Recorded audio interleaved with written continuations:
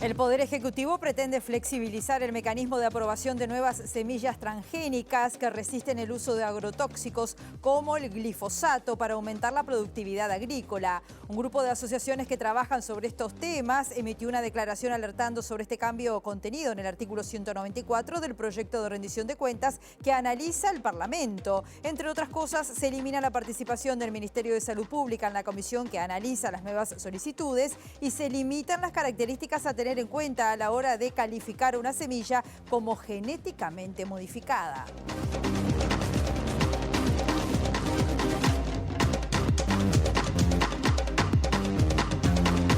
¿Qué tal? ¿Cómo están? Bienvenidas, bienvenidos a MB Noticias. Comenzamos el informativo desde Montevideo, donde se presenta a esta hora con un cielo algo nuboso, con una temperatura de 20 grados y va a seguir así, nuboso, cubierto, con precipitaciones y tormentas, según está diciendo Inumet a esta hora. Estamos viendo, como siempre, a esta hora, algunas de las cámaras del Centro de Gestión de Movilidad de la Intendencia de Montevideo. Pongan atención porque está afectado el tránsito entre Polié, entre Colonia y Víctor Aedo. Hasta las 18:30 horas va a estar allí afectada esa zona. O hay media calzada en la calle Terra entre Marcelino Bertelot y Blandengues hasta el 1 de agosto, hasta las 17 horas. Allí también estará afectada algunas de las noticias que ustedes pueden tener en materia de movilidad a esta hora.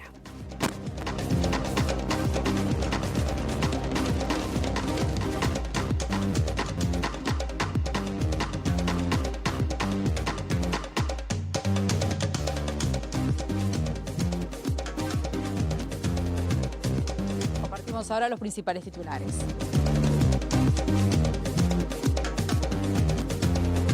Daniel Martínez analiza la posibilidad de candidatearse a la presidencia del Club Defensor Sporting a pedido de la oposición de la institución violeta. La Asociación de Docentes de la UDELAR adhirió al paro del jueves 28 de julio convocado por sindicatos de la educación secundaria y de UTU.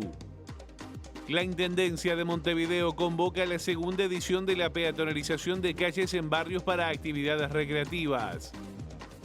Presidenta del Fondo Monetario Internacional recibió en Washington a la ministra de Economía argentina para analizar la macroeconomía y las perspectivas futuras.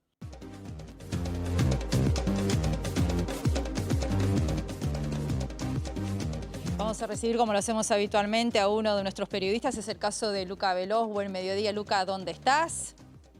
Eduardo Delgado. Bueno, adelante, Eduardo. ¿Dónde estás? Contanos. No tengo retorno.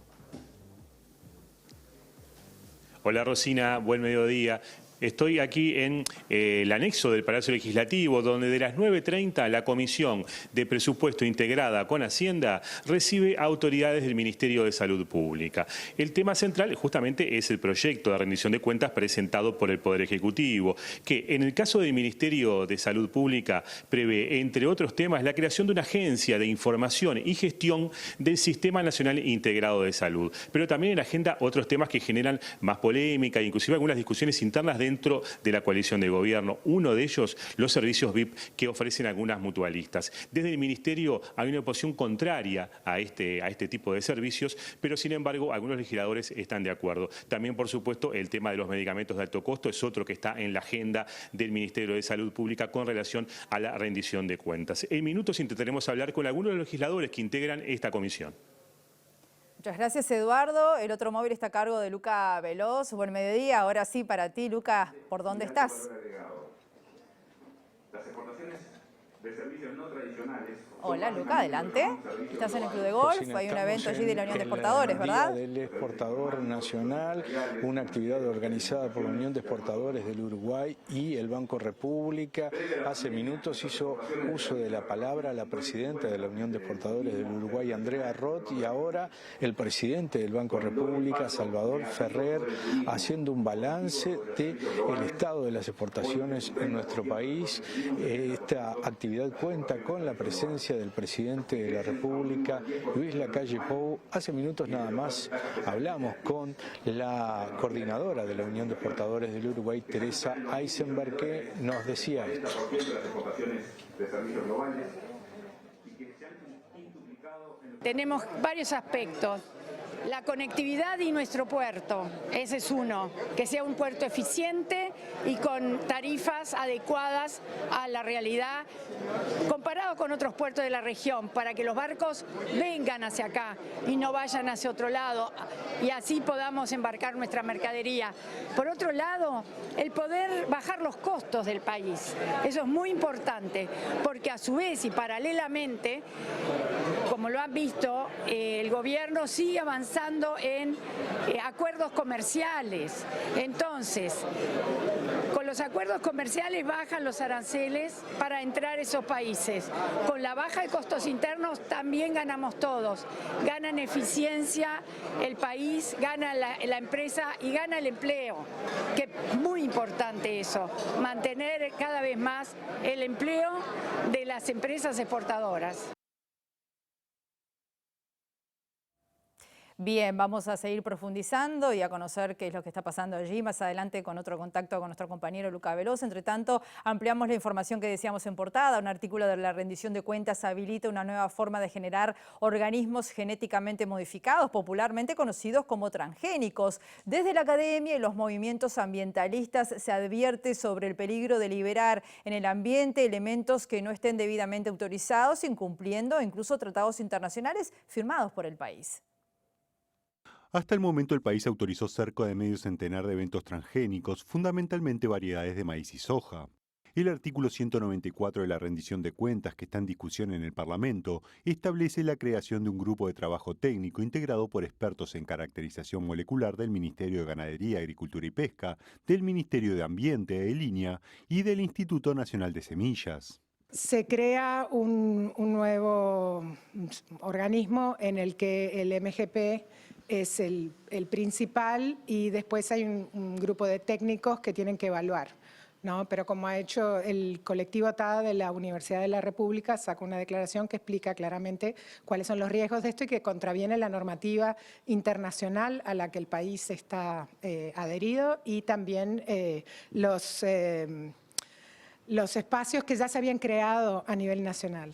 Según alertó un grupo de organizaciones que trabaja estos temas, la aprobación del artículo 194 incumple normas constitucionales y legales referentes a salud, ambiente y defensa del consumidor, y en especial normas jurídicas internacionales a las cuales Uruguay adhiere, como el Convenio sobre Diversidad Biológica de Río de Janeiro en 1992, el Protocolo de Cartagena sobre Seguridad de la Biotecnología firmado en Montreal en el año 2000 y el Protocolo de Nagoya sobre acceso a los recursos genéticos. Tenemos un organismo de bioseguridad para regular la liberación de nuevos organismos genéticamente modificados y ahora se sacaron los ministerios y los organismos del Estado que estaban en contra previamente. Entonces hay como, por ejemplo, no va a estar más el MSP, no va a estar más el Ministerio de Cultura, que eran los que se habían expresado en contra y eran más cuidadosos con los riesgos en la salud de la población antes de liberar estas cosas.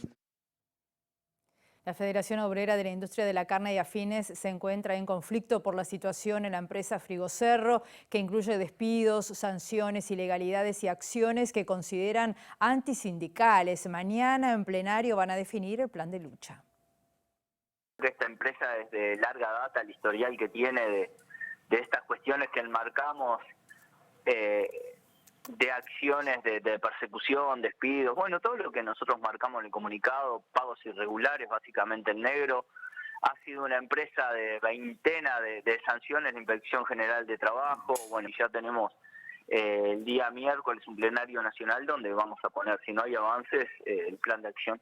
Una empresa que está declarada de interés departamental, que tiene beneficios del gobierno, que se le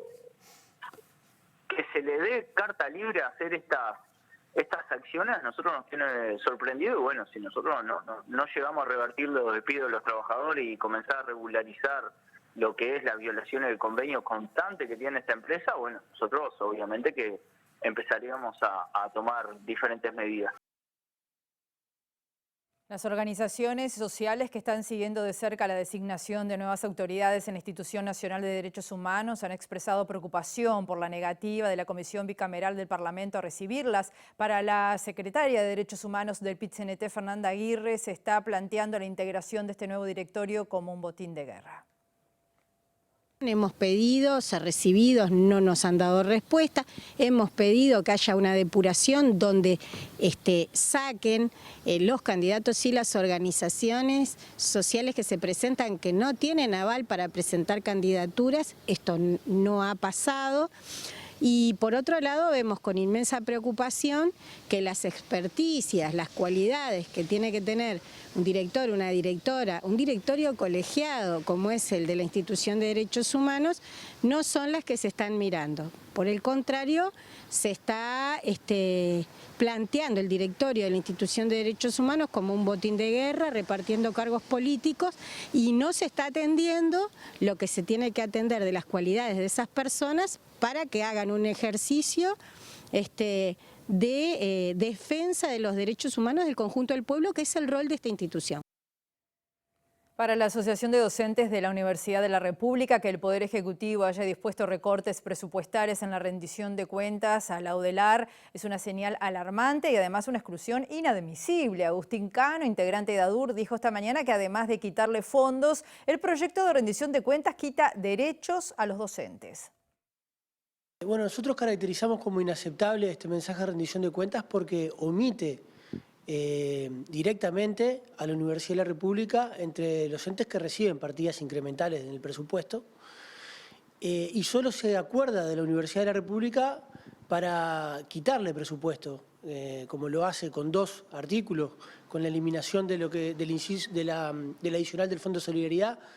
La universidad perdería 15 millones de dólares cada año, y también con otro artículo que había sido eliminado en la rendición de cuentas anterior y ahora vuelve, por el cual se le quitaría hasta un 20% de cada venta de inmuebles de la universidad. Se pretende financiar con fondos universitarios el fondo de asentamientos, eso así está planteado, pero además también nos quitan derechos, porque también se plantea la equiparación del régimen de licencias por enfermedad al del sector privado, y en su conjunto se trata de una exclusión de la universidad realmente inadmisible.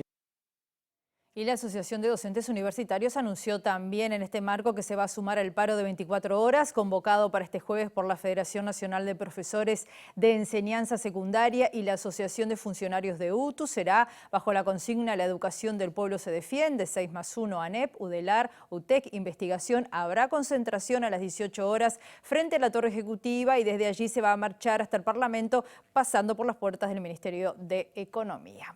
Vamos a ir a otros temas que han sido noticias, que son noticias por estas horas, porque el presidente de la República, Lacalle Pou, y su par ucraniano, Volodymyr Zelensky, dialogaron hoy sobre las 11 de la mañana. Según informó el propio mandatario uruguayo en su cuenta en Twitter, el gobierno ratificó la posición de condena a Rusia y ofreció también colaboración para que se logre terminar con esta acción ilegítima. La llamada surgió como alternativa al rechazo de Argentina y Brasil para que Zelensky enviara un mensaje durante la cumbre del Mercosur que tuvo lugar la semana pasada. El Sindicato Único de las Telecomunicaciones realizó el lanzamiento de una comisión técnica llamada Antel Presente y Futuro con el objetivo de analizar e intercambiar ideas sobre la actualidad de las telecomunicaciones aquí en nuestro país y particularmente la situación de Antel. Y la defensa de Antel hoy también es la definición del Antel del mañana.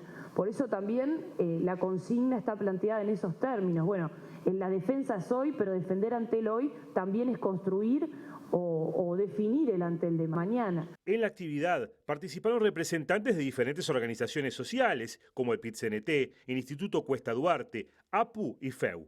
También la intendenta de Montevideo, Carolina Cose, en su carácter de expresidenta de Antel, y los directores del Frente Amplio en Antel y la URSEC. Yo creo que sí que tenemos razón en defender Antel y en proyectarla para adelante.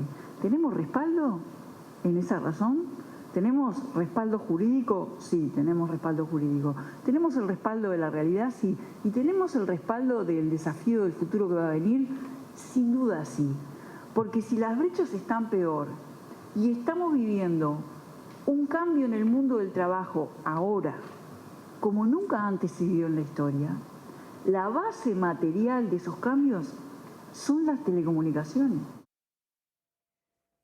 Otros temas, el exintendente de Montevideo, Daniel Martínez, analiza una propuesta para ser candidato a presidente del Club Defensor Sporting. Según fuentes de MVD Noticias, Martínez va a dar su respuesta tras retornar de un viaje en el exterior. Martínez mantuvo días atrás una reunión con dirigentes de la oposición en Defensor Sporting Club, donde conversó sobre la actualidad de la institución. En ese encuentro, los dirigentes violetas le ofrecieron ser candidato a la presidencia del club en la próxima elección, que se realizará entre febrero y marzo de 2023. Martínez es hincha Defensor desde 1971. En esos días vivían José Yauri y Héctor Miranda y García Cortinas, y con una barra de amigos comenzó a ir al estadio a ver al Tuerto. Así lo contó el propio ex intendente en el libro Daniel Martínez, El camino del ingeniero, escrito por Antonio Ladra. Militante del Partido Socialista, Martínez fue funcionario de ANCAP y fundador de FANCAP durante la dictadura. Posteriormente se desempeñó en la actividad privada. Durante el primer gobierno del Frente Amplio, fue presidente de ANCAP y ministro de Industria y senador de la República en el segundo periodo. En 2015 fue electo intendente de Montevideo, cargo que desempeñó hasta 2019, cuando fue candidato a la presidencia de la República por el Frente Amplio. Tras esa derrota electoral, volvió a ser candidato a la Intendencia de Montevideo, instancia en la que resultó electa Carolina Cose. Según afirmaron a MB Noticias allegados al exintendente, Martínez se encuentra actualmente en el exterior visitando a su familia. Una vez que retorne al país, decidirá si acepta la oferta para ser candidato en Defensor Sporting. La selección uruguaya de fútbol decidió no instalarse finalmente en Israel previo al Mundial de Qatar ni jugar un partido amistoso con la selección de aquel país.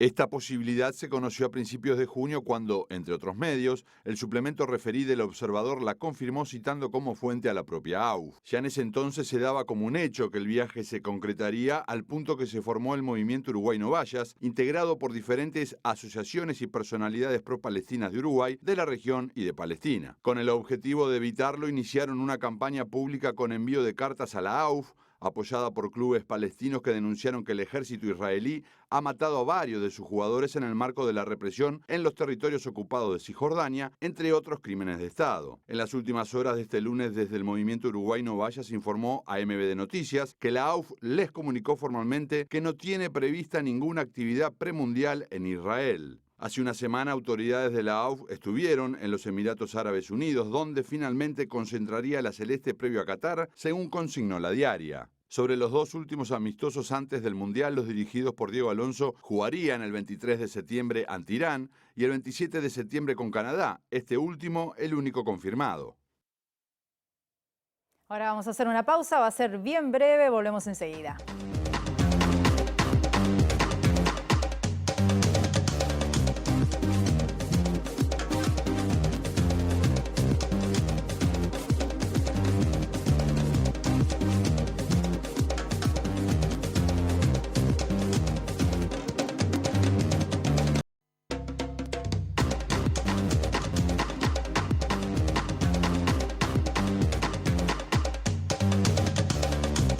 Bloque de MB Noticias. Continuamos desde Montevideo con 22 grados a esta hora. Y les contamos que hasta el 13 de agosto está abierto un nuevo llamado de la Intendencia de Montevideo para proponer calles peatonales durante los fines de semana y realizar también actividades recreativas y de convivencia en los barrios.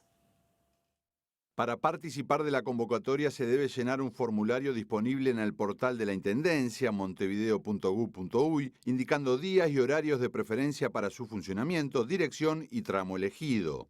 No están permitidas avenidas y o tramos de calles con recorrido de líneas de ómnibus, tampoco aplican calles que se sitúen en parques o espacios públicos.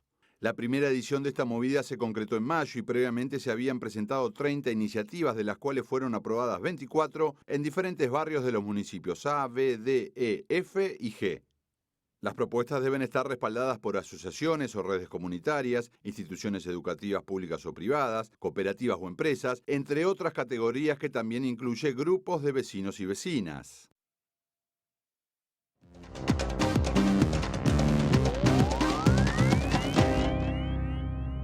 La directora del Fondo Monetario Internacional, Kristalina Georgieva, catalogó el encuentro con la ministra de Economía argentina, Silvina Batakis, como productivo luego de la reunión mantenida en Washington en medio de una situación de gran inestabilidad económica en aquel país. A través de su cuenta en Twitter, la jefa del Fondo Monetario Internacional consideró bienvenidos los esfuerzos iniciales de la ministra Batakis para fortalecer la sostenibilidad fiscal, al tiempo que dijo coincidir en la importancia de la implementación decisiva del programa para abordar los desafíos económicos y sociales de Argentina. Por su parte, el Ministerio de Economía informó que las autoridades del organismo multilateral mostraron su interés por conocer de primera mano la situación macroeconómica argentina en medio del actual contexto global derivado del conflicto bélico en Ucrania e intercambiaron visiones sobre los desafíos económicos y sociales. El encuentro entre Batakis y Georgieva fue el primero de carácter presencial, luego del diálogo que mantuvieron el 6 de julio, cuando la Argentina juró como nueva titular de Economía tras la renuncia de Martín Guzmán. Batakis arribó a Washington este domingo al mediodía acompañada de la viceministra Karina Angeletti y se reunió en la tarde de este lunes con el embajador Jorge Argüello para dialogar sobre temas relacionados con Estados Unidos, la relación con organismos multilaterales y los posteriores encuentros con directivos de firmas internacionales. Argentina es el mayor deudor del FMI con un programa de 44.000 millones de dólares que fue acordado a finales de marzo. El peso argentino también cayó a mínimos históricos esta semana, presionado por un dólar más fuerte en todo el mundo y una crisis política interna. Volvemos con Eduardo Delgado desde el Parlamento. Adelante, Eduardo. Sí, Rosina, como decíamos, reunión de la Comisión de Presupuesto integrada con la Hacienda, recibiendo hoy autoridades del Ministerio de Salud Pública. Estamos con el diputado Sebastián Andújar para conocer primer balance de este inicio, digamos, de una sesión que se prevé bastante larga en la Comisión. Sí, es bastante intensa, tiene mucho articulado, el ministro tiene mucho para rendir cuentas también. Es lógico que después de estos 2 años y sobre todo el año pasado, la importancia que tuvo la pandemia, la salida de la misma, todo lo que está transcurriendo en este momento, con cosas que generan repercusión a nivel mundial, como puede ser justamente la viruela del mono y otras cosas más, haya muchas preguntas para hacer. Pero en los aspectos que tienen que ver con la rendición, hay un articulado bastante extenso, que requiere de mucho análisis porque son muchas cosas técnicas. ¿Hay acuerdo en cuanto a la agencia esta que se crea de información y gestión del Sistema Nacional Integrado de Salud? Bueno, sí, a ver, se entienden cuáles son los propósitos que pueda tener, las dudas son sobre su implementación y la injerencia o el debilitamiento que le puede generar a la Junta Nacional de Salud. El artículo se está transformando, se va a proponer que esta nueva agencia también integre la Junta Nacional de Salud para no debilitar a la misma, pero son todos temas de carácter técnico-administrativo que den la tranquilidad de cómo se puede trabajar a futuro. Sobre la posibilidad de lo que se denominan socios VIP, ¿cuál es la posición de la coalición de gobierno? No hemos logrado un acuerdo, no tenemos un consenso hoy, esa es la realidad, se lo planteamos ayer al ministro, tenemos muchas dudas si esto va a perjudicar a los prestadores de servicios de salud que hoy están ofreciendo ese tipo de servicios justamente. El Ministerio de Salud Pública no está de acuerdo con que se brinde este tipo de servicios. El Ministerio de Salud Pública tiene reparos con que brindar este tipo de servicio genere inequidad, que es lo que hay que ofrecer. Equidad para todos los usuarios y no aquel porque tener y poder pagar más pueda acceder más rápido a un médico, más rápido a un técnico, y esa es la gran preocupación del Ministerio. Pero hay que tener mucho cuidado porque esas preocupaciones no se pueden transformar en favorecer a otro sector que pueden ser los seguros privados o otros prestadores de servicios que simplemente por cobrar más se pueda brindar un mejor servicio y eso termine produciendo o provocando una emigración de un servidor a otro. Ahora, hay una diferencia de precio importante entre lo que sale un seguro y lo que piden las mutualistas para recibir ese servicio. Hay una diferencia importante, pero las mutualistas que hoy están prestando un servicio especial, como pueden ser camas VIP o salas VIP, y que haya gente que haya apostado por ese servicio y haya invertido en ese servicio, tienen derecho a mantenerlo. Entonces, tenemos muchas dudas sobre el tema, lo vamos a trabajar, hoy no tenemos un consenso. De fondo, ¿está la debilidad del sistema de salud de demorar tanto en dar hora con especialistas? Está dentro de las debilidades, también lo tiene el Servicio de Prestador de Salud Público, como lo tiene ACE. Hay una escasez desde el punto de vista técnico de acceder a las especialidades y hay una gran demora. O sea, hay una gran demanda y hay una gran demora. Ahora, parece contradecirse tener un servicio VIP dentro de los principios del mutualismo. Bueno, pero eso es una discusión desde el punto de vista filosófico. Yo creo que todos los prestadores de servicios, y eso lo entendemos todos, cuanto más servicios puedan prestar y si tiene un costo y la gente está dispuesta a pagarla, tiene derecho a acceder porque lo puede pagar. Yo creo que ahí no podemos entrar en una discusión filosófica si la salud se le presta a todos los uruguayos de igual manera. Yo creo que sí, hay una línea de base y después pueden haber servicios que son extras que uno tiene derecho a acceder o no acceder. ¿Viene algo de medicamento de alto costo, Andújar, en la rendición? Sí, viene, sí. Entonces, y el parte de ministro, las sobre todo, declaraciones del diputado Sebastián Andújar en el marco de esta discusión del proyecto de rendición de cuentas ante la presencia de las máximas autoridades de la salud a esta hora en el Parlamento. Vamos a ir al Club de Golf, donde está Luca Veloz, está hablando en este momento en el marco del aniversario de la Unión de Exportadores, la ministra de Economía. Las calificadoras de riesgo también en sus metodologías cada vez van incluyendo más los factores ESG. Hace pocos días Moody's realizaba un cambio, pero en general son todas las calificadoras que cada vez están mirando más estas características en los países. Y yo diría que son estas características en lo ambiental, en lo social y en la gobernanza, conjuntamente con la disciplina fiscal que tiene el país, lo que hoy hace que Uruguay tenga el menor spread soberano de América Latina. Pero sin duda que está jugando un papel sumamente importante junto a la disciplina fiscal.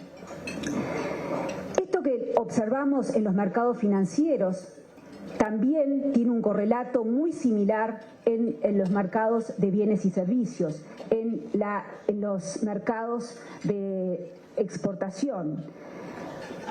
¿Por qué? Porque los países, lo que antes podía constituir un problema, como dije, lo financiero, la escala del país o la distancia del país a otros mercados, ahora quien va a demandar a comprar los productos, además va a tener en cuenta estos elementos, con lo cual la responsabilidad ambiental y los atributos ambientales certificados, que por eso es tan importante avanzar en ese sentido, es lo que nos va a distinguir y hacer que ya podamos competir de otra manera dentro de las cadenas de valor a nivel mundial y que no sea un obstáculo la cantidad de bienes que producimos o la distancia a que nos encontramos de otros mercados. Bien, estamos viendo entonces también parte de las declaraciones a esta hora en el Club de Golf de la ministra de Economía Arbeleche en el marco de este día de celebración para la exportación. Nosotros llegamos hasta aquí, nos despedimos, como siempre los invitamos para que nos acompañen a las 19 horas. Pasen bien.